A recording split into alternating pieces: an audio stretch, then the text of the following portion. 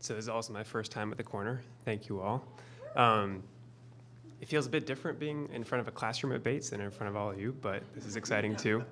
There's no grades. So I'm gonna go back to 2010. I've just moved to Madison, Wisconsin to start graduate school at the UW-Madison. And I'm super excited because this is, yeah, go Badgers. This is a state with a super long progressive political history, fighting Bob La Follette, the beginning of labor unions, all kinds of energy around public participation and democracy. Like, this is a state that I'm so excited to move to. Someone coming from the East Coast and moving to the Midwest, and there's all sorts of stereotypes about middle America, but this is Wisconsin, it's different.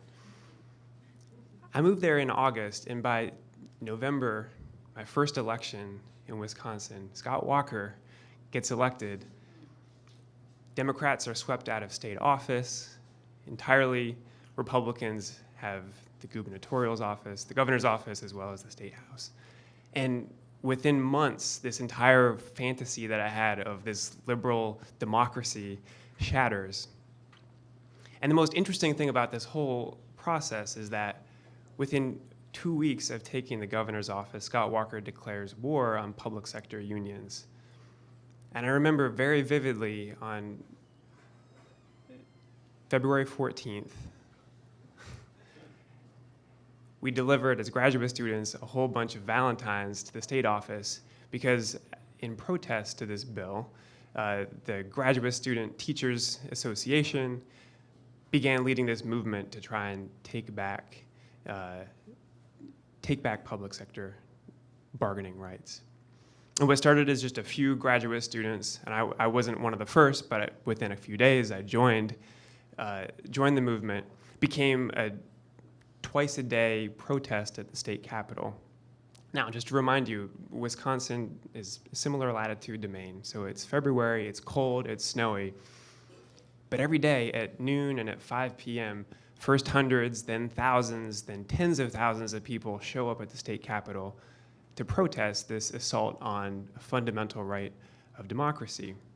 It's muddy, it's sweaty, and I really appreciate Sabrin's story because Egypt, too, was going through this social upheaval at the time, ousted Hosni Mubarak just weeks before Scott Walker tried to do similar things.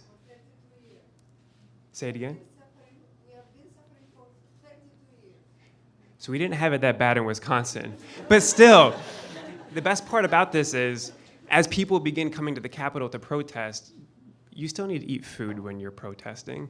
And there was a pizza joint 1 block from the Capitol, and Egyptians were calling in pizza orders halfway across the world to keep Wisconsin protesters fed. Teachers were driving all the way from northern Wisconsin, 5 hours away, after work to show up and protest. It was the most incredible show of humanity. And I remember sleeping in the Capitol with hundreds of other people, and it turns out it's kind of gross, actually. It was smelly. They don't turn the lights off at night. I didn't sleep at all, actually.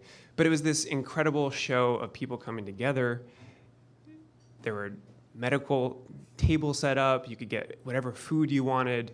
There were activism workshops to talk about strategies for nonviolent protests. The Democratic state senators left the state to go down to Illinois to slow down the legislative process. All of the eyes, it felt like, including The Daily Show, were on Wisconsin. And then we lost. Republicans pushed the bill through. They stripped away the rights of public sector unions to organize, one of the only backbones of the Democratic Party to maintain power in Wisconsin. People rose up still. They tried to push back. They even recalled the governor, and yet in 2012, he won again. And that really crushed things. And then he pushed through right to work, which further took away the rights of unions to organize, further marginalized the power of the people. And I've never seen people's spirit so low, even in a place like Madison, a liberal stronghold. And then a couple nights ago, like Gabrielle was saying, I had the New York Times webpage up on our home computer, and it was hitting refresh, refresh. I wasn't forgetting to refresh. And I'm looking across the country at what slowly became a blue wave, and it was coming in fits and starts. But then I kept flipping over to look at the governor's races, and there were a lot of interesting races and some that still aren't decided. But the most amazing thing was watching this, by just a hair, Tony Evers, the head of the teachers union, former head of the teachers union, head of public instruction, ousted Scott Walker. And he won by just a few thousand votes.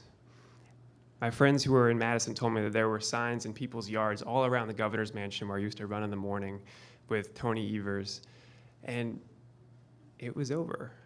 And to me, this is the story of persistence. It's the story of not ever giving up.